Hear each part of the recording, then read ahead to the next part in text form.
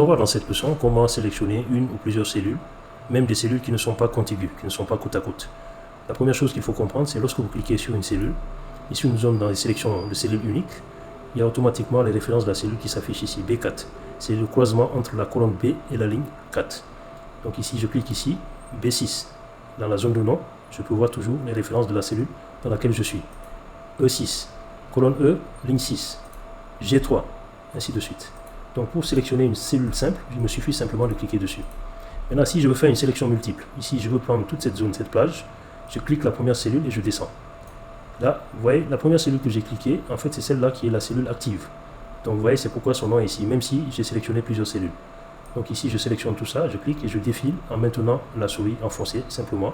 Et là je sélectionne toute cette plage. Toujours, la première cellule sélectionnée, c'est celle qui est au niveau de la zone. Si je commence par exemple ici à sélectionner celle-là, je sélectionne, vous voyez qu'elle a une couleur particulière par rapport aux autres.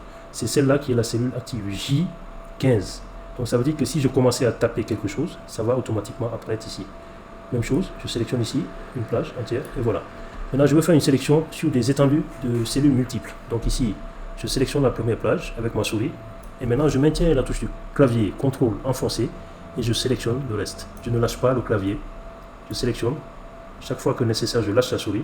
Et je fais une sélection. Voilà, là je suis obligé de lâcher la souris. Donc je reprends la sélection pour continuer ma plage. Même chose ici. Voilà, donc vous voyez, j'ai sélectionné toutes les pages. Elles ne sont pas côte à côte, elles ne sont pas adjacentes. Maintenant, l'intérêt de faire ces genres de sélection, c'est lorsque vous voulez faire une opération sur toutes ces cellules en même temps, il faut que vous commenciez par les sélectionner. Et ensuite, vous allez par exemple, si vous voulez changer la couleur, sélectionner la couleur que vous voulez. Automatiquement, toute cette opération va s'appliquer à l'ensemble des cellules sélectionnées.